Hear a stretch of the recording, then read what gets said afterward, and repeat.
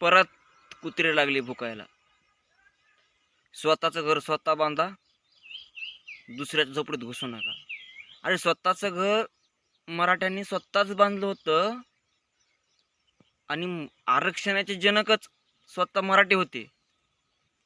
आरक्षणाचे जनक म्हणजे आरक्षणाचा बाप राजश्री शाहू महाराज होते, हे लक्षात राहू द्या. कारण आम्ही कुणाच्या घरात कधी घुसत नाही.